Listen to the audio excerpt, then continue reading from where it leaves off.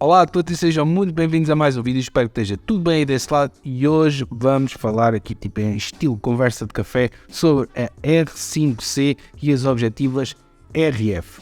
Porquê? Porque faz agora um ano que a Canon lançou esta câmara e inclusivamente convidou-me nessa altura para eu fazer a apresentação a nível nacional, que foi uma experiência que eu vou guardar para sempre no coração porque foi mesmo muito fixe, pude conhecer imensas pessoas, foi no Porto, Lisboa e Braga.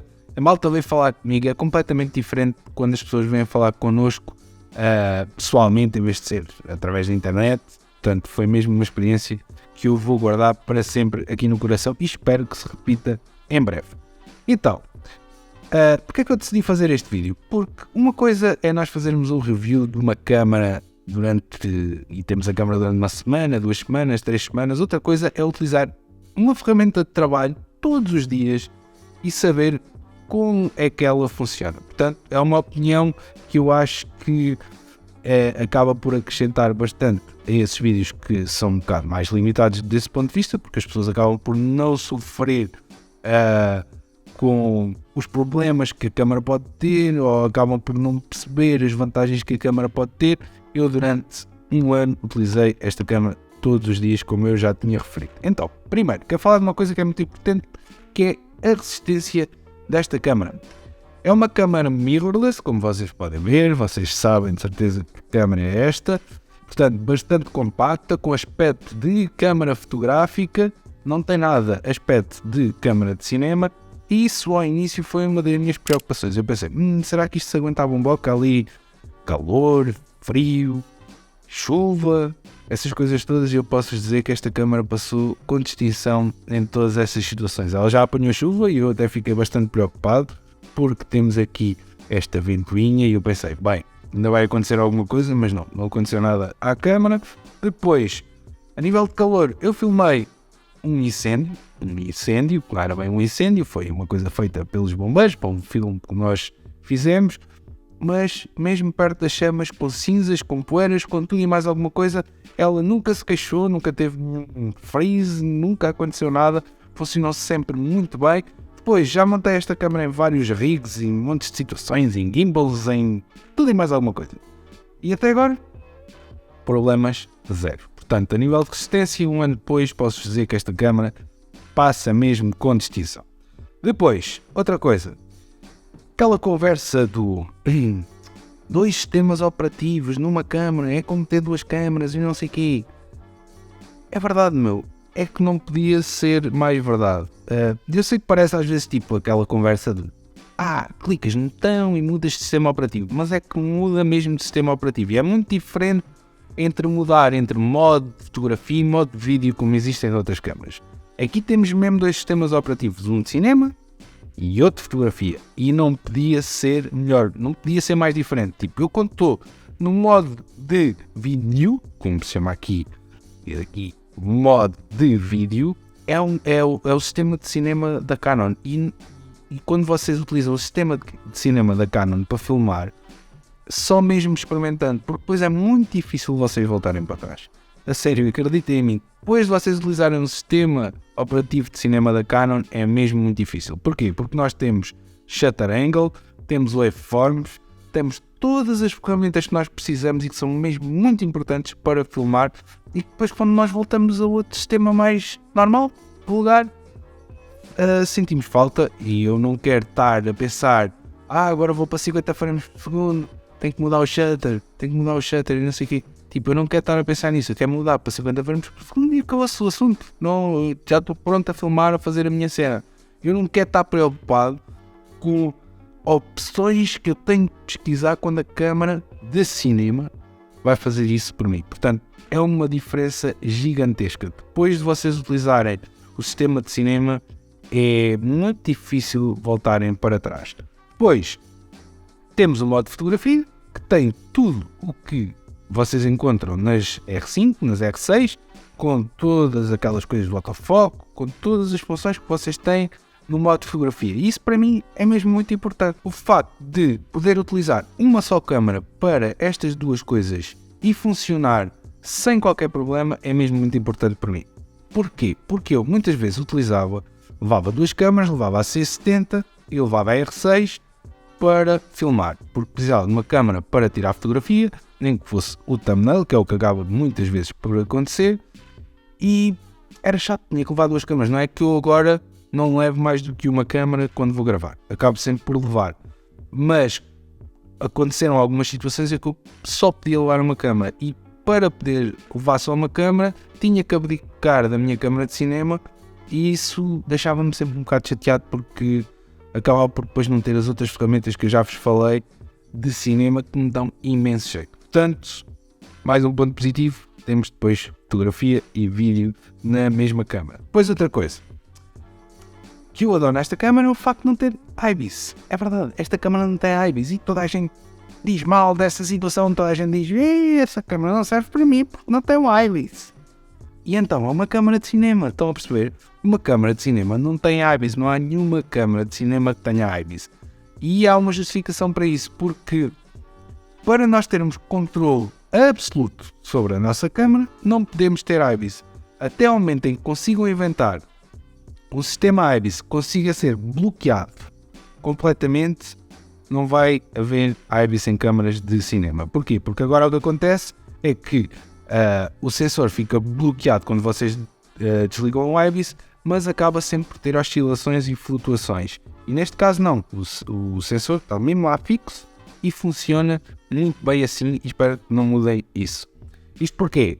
Vou-vos explicar como é que isto funciona. Se vocês utilizarem o sistema IBIS, por exemplo, num carro, no interior de um carro, o que vai acontecer é que vocês vão ter aquele movimento tipo, parece um barco, estão a ver? Parece que estão a navegar dentro do carro. E eu utilizei isso durante montes de tempo, e se calhar nunca ninguém reparou, mas depois, lá está, depois de utilizar uma câmara que não tem IBIS no interior de um carro, é uma diferença muito grande, e faz mesmo a diferença, porque vocês veem, a imagem fica fixa, vocês estão atentos ao que a pessoa está a dizer, e é completamente diferente, não tem nada a ver mesmo.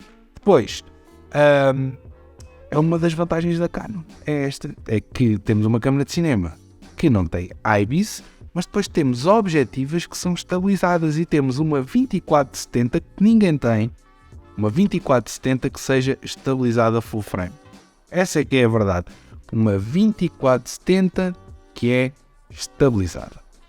É aqui que a Canon mata tudo, tipo uma 24-70, volto a repetir, 2.8 que é estabilizada, ou seja, eu posso utilizar na boa esta câmera sem IBIS porque eu tenho estabilização de imagem na minha objetiva, e se eu quiser desligar a estabilização de imagem, só carregar no botão e está desligado. Portanto, temos esta vantagem. Depois tenho aqui, por exemplo, esta 35mm, que também é estabilizada, é uma objetiva que é relativamente barata, faz macro também e é estabilizada. Portanto, agora vocês dizem, mas eu já utilizei câmaras com estabilização IBIS e é mesmo muito bom.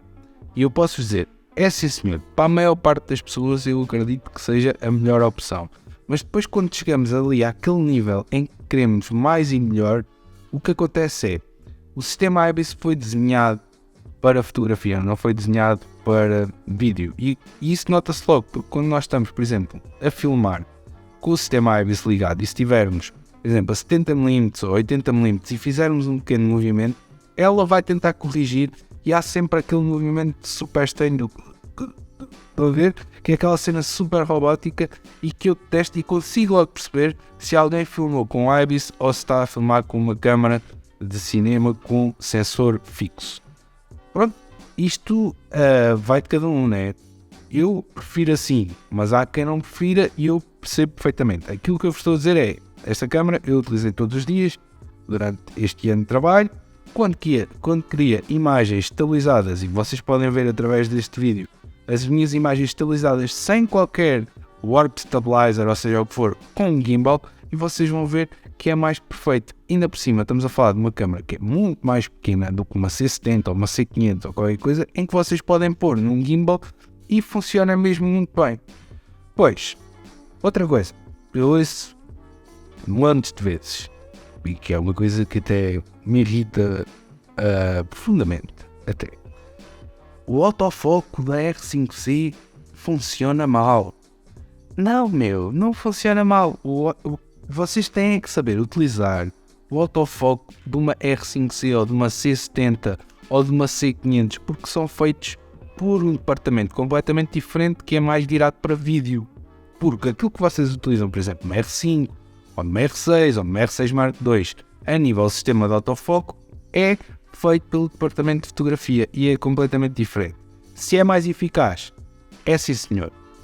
Dou essa já de barato. É mais eficaz. Vocês quando metem, por exemplo, um ponto de tracking, ela vai seguir aquele ponto de tracking e vai ser perfeito. O problema é, quando esse tracking deixa de funcionar, a câmera vai andar à procura do que é que quer focar, percebem?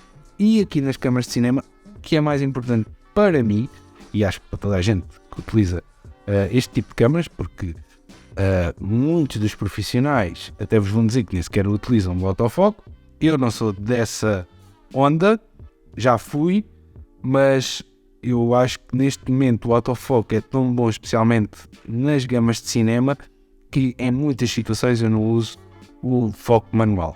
Isto porque vocês metem, por exemplo, muitas vezes eu utilizo o Face Only, que é a melhor coisa que este sistema tem a nível de autofoco. Eu estou a filmar uma pessoa com um gimbal, qualquer coisa, essa pessoa veio a falar para mim, e se fosse numa câmera normal, uma R6 ou uma R5, o que ia acontecer é que se ele perder a cara, vai tentar procurar.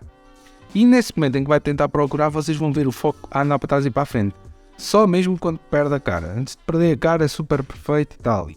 Já existem câmaras agora que têm isso, a R6 Mark II já tem essa função, mas depois tem outra coisa, este sistema de autofoco tem outra coisa que é, para além de quando perde não vai procurar, só quando achar a cara outra vez é que vai focar outra vez na cara, e a transição é super suave, é como se fosse alguém a puxar foco profissional, estão a perceber?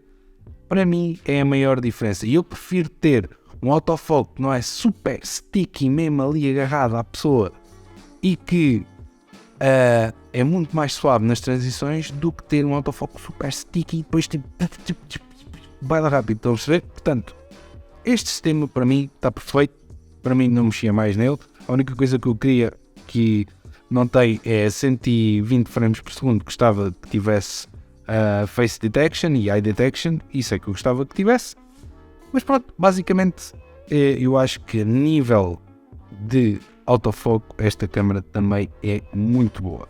Depois, outra coisa muito importante, uma R5C que mais nenhuma mirrorless tem da Canon é esta coisinha aqui, que parece que não tem grande relevância, mas que é muito importante. Vocês, quando querem estar a filmar, têm um tally indica se está a gravar ou se está em stand-by. Neste momento está em stand-by, se eu metesse a gravar ficava vermelho. Portanto, outra coisa que eu acho que é mesmo muito importante numa câmara de cinema é nós sabermos que está a filmar, podemos desligar até, às vezes em entrevistas eu desligo, que é para não saberem que eu estou a gravar, assim as pessoas acabam de ficar mais à vontade, mas quando eu quero saber, estou longe da câmera, olho, pumba, está vermelho, está a gravar, trai-se.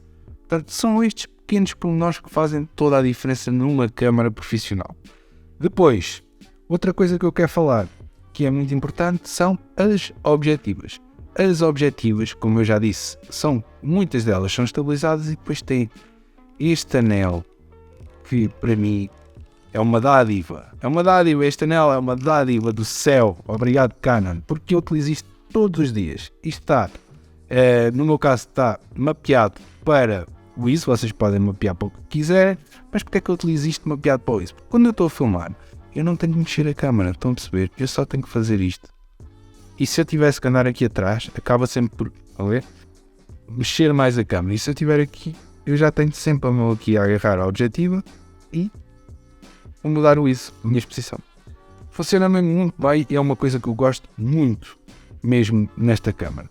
Depois, coisas que se calhar podiam melhorar aqui na R5C e que eu acho que deviam melhorar, do que eu não gosto. É a bateria, 60 minutos a 25 frames, a 4K ou 8K e depois a 60 frames, 30 minutos. Gostava mesmo que melhorassem isso e vão melhorar, já vamos falar nisso mais à frente. E depois, outra coisa que eu não me agrada nesta câmera é o facto de não ter ISO automático. quando estou a filmar em C-Log 3. E vocês agora estão a perguntar, mas tu precisas de ISO automático, isso não é nada profissional. Pois não é profissional, mas às vezes há situações em que nós precisamos dessas ferramentas. E eu não tenho ISO automático se tiver com C-Log. Portanto, é uma coisa que eu gostava que a Canon adicionasse do fundo do coração e que pusesse também o meter para nós definirmos a exposição. Há outras câmaras que fazem isso melhor, que é, nós metemos o quadradinho em cima, ele sabe se a exposição está certa, por exemplo, para a cara de alguém, e depois vai compensar com o ISO e funciona muito bem. Neste caso, não funciona bem, é uma coisa que me deixa triste, e por isso mesmo eu acho que cá não devia resolver este problema e dar mais ajudinha à malta que precisa de vez em quando não ser tão profissional. Temos que falar também deste micro HDMI, que eu detesto, simplesmente detesto micro HDMI, é super fácil de partir e acima de tudo não é nada profissional. Portanto, eu quando preciso utilizar HDMI, nunca utilizo esta câmera, utilizo outra. E por favor, Canon, na próxima geração façam uma câmera de cinema com Full HDMI. Isso é muito mais profissional. Se bem que mais profissional de todos é o SDI, mas se fosse Full HDMI já seria muito bom. Depois, quero dizer outra coisa que eu também não gosto desta câmera, que é o facto de não podermos controlar a câmera com a aplicação, como podemos fazer na R5 e na R6 e na R6 Mark II. Nesta câmera, por ser uma versão cinema, não podemos controlar a câmera com a aplicação. Isso é uma coisa que me deixa bastante triste, e especialmente quando eu conecto esta câmera, por exemplo, ao DJI Transmission, eu não consigo ter acesso nem à abertura, nem ao ISO, nem a praticamente nada. Não consigo controlar nada nesta câmera. E com a R5 consigo, portanto, isto é uma questão de protocolo, portanto espero que a Canon atualize por firmware e que me deixe utilizar esta câmera em todo o seu potencial, porque isso é uma coisa que é muito importante para mim. Eu poder controlar esta câmera com outro aparelho, poder controlar a abertura, poder controlar o shutter, poder controlar o ISO, era muito importante para mim. Portanto, espero que resolvam isso através de firmware. Depois, quero falar sobre os firmwares. Vai sair agora um firmware em junho que vai comatar dois problemas que eu acho que um deles não é muito problema para mim, que é o facto de demorar 10 segundos a mudar de foto para vídeo. São dois sistemas operativos, já sabíamos que isto ia ser um processo complexo e que demora algum tempo. 10 segundos para mim não faz diferença, mas eu percebo que para muita gente faça diferença. Precisa de agarrar na câmera e tirar, está a filmar, precisa tirar uma fotografia, precisa que seja rápido. É válido, não tem sido um problema para mim. E em junho, nesse firmware, vai haver uma coisa muito importante, que é, vão ter um Power Safe Mode para quando nós estamos a filmar. E aqui eu espero bem que isto aconteça, estou a rezar para que isto aconteça, porque isso vai tornar esta câmera basicamente perfeita para o meu trabalho. Se nós conseguirmos ter 1h30 em 4K e 1 hora em 4K 60 frames, isso era tipo a cena melhor do mundo, e até comprava outra, juro. Comprava outra câmera se tivesse igualzinha a esta, se tivesse se esse firmware der para fazer isso e se funcionar assim. Depois, a falar em mais uma objetiva, foi a objetiva que me custou mais dinheiro a dar, foi esta, a 100-500, e eu pensei assim, bem, para que eu preciso de uma 100-500, não é verdade?